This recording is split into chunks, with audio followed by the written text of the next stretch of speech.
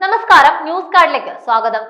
ഇന്നും ചില മനുഷ്യരുടെ ചെയ്തിയിൽ ഒന്നും അറിയാതെ പിഞ്ചു കുഞ്ഞുങ്ങൾ വരെ ദുരിതം അനുഭവിക്കുന്ന നാടാണ് കാസർഗോഡ്. അവിടെ വരുന്ന ലോക്സഭാ തെരഞ്ഞെടുപ്പിൽ കാസർഗോഡ് മണ്ഡലത്തിൽ നിന്ന് മത്സരിക്കുമെന്ന പ്രഖ്യാപനവുമായി സാമൂഹ്യ പ്രവർത്തക ദയാബായി. എൻഡോസൾഫാൻ ബാധിതർക്കായാണ് തന്റെ മത്സരമെന്നും അവരുടെ ശബ്ദം പാർലമെന്റിൽ കേൾക്കണമെന്നും ദയാബായി പറഞ്ഞു. റിപ്പോർട്ടർ ചാനൽ സംഘടിപ്പിക്കുന്ന കുരുക്ഷേത്ര എന്ന ലോക്സഭാ തെരഞ്ഞെടുപ്പ് പരിപാടിയിലാണ് ദയാബായിയുടെ ഈ പ്രഖ്യാപനം.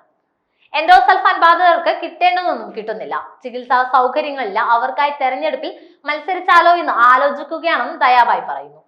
ഈ ലോക്സഭാ തെരഞ്ഞെടുപ്പിൽ മത്സരിക്കുമോ എന്ന അവതാരകന്റെ ചോദ്യത്തിന് അതേ എന്ന് ദയാബായി പറഞ്ഞു. എന്തുകൊണ്ട് മത്സരിച്ചുകൂടാ? താനൊരു ഭാരതീയനാണ്, സ്വതന്ത്ര സ്ഥാനാർത്ഥിയാകും മത്സരമെന്നും ദയാബായി വ്യക്തമാക്കി. ഒപ്പം ആരൊക്കെ ഉണ്ടാകുമെന്ന് അവതാരകൻ ചോദിച്ചപ്പോൾ ആരെയും അന്വേഷിച്ചിട്ടില്ലെന്നാണ് ദയാബായിയുടെ മറുപടി. തന്റെ മക്കൾ ഒപ്പം ഉണ്ടാകും, അവരുടെ ശബ്ദം പാർലമെന്റിൽ കേൾക്കണം, വേറെ ആരൊക്കെയുണ്ടെന്നും നോക്കുന്നില്ല, പല കാരണങ്ങളാൽ പ്രതിഷേധമുണ്ട്. എവിടെ എത്ര നെൽകർഷകർ ആത്മഹത്യ ചെയ്തു, നെല്ല് സർക്കാരിന് നൽകിയിട്ടും പൈസ കിട്ടാതെ എത്ര പേർ തൂങ്ങി, അതിലും പ്രതിഷേധമുണ്ടെന്നും അതിന്റെ ഭാഗമായി കർഷകർക്ക് ഐക്യദാർഢ്യം അറിയിച്ച് അരിഭക്ഷണം ഉപേക്ഷിച്ചതായും ദയാബായി പറഞ്ഞു. എൻഡോസൾഫാൻ ദുരിതബാധിതർക്ക് നീതി നേടി വർഷങ്ങളായി പോരാട്ടം നടത്തുന്ന വ്യക്തിത്വമാണ് ദയാബായി. എൻഡോസൾഫാൻ ദുരിതബാധിതർക്കായി പഞ്ചായത്തുകൾ തോറും ദിനപരിചരണം കേന്ദ്രങ്ങൾ തുടങ്ങുക, മെഡിക്കൽ കോളേജ് പൂർണ്ണ സജ്ജമാക്കുക, എയിംസ് പരിഗണനാ പട്ടികയിലേക്ക് കാസർഗോഡിനെയും ഉൾപ്പെടുത്തുക തുടങ്ങിയ ആവശ്യങ്ങൾ ഉന്നയിച്ച് 2022 ദയാബായി സംഘടിപ്പിച്ച സമരം ശ്രദ്ധ നേടിയിരുന്നു. എന്നാൽ ആരാണ് ഈ ദയാബായി? 1941 ഫെബ്രുവരി 22 കോട്ടയം ജില്ലയിലെ പാലാ പൂവരണിയിലാണ് ദയാബായി എന്ന മേഴ്സി മാത്യുവിന്റെ ജനനം.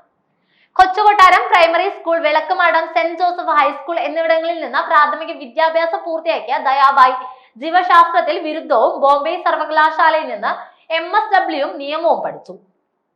കന്യാസ്ത്രീയാകാൻ തീരുമാനിച്ച് ബീഹാറിൽ പരിശീലനത്തിന് ചേർന്നെങ്കിലും പിന്നീട് അത് ഉപേക്ഷിച്ചു. തുടർന്ന് ബീഹാറിലെ ഗോത്രവർഗ മേഖലയിലടക്കം അധ്യാപികയായി സേവനമനുഷ്ഠിച്ചു. പിന്നീട് ബംഗ്ലാദേശിലെത്തി അഭയാർത്ഥികളുടെ സേവനത്തിനായി പ്രവർത്തിച്ചു.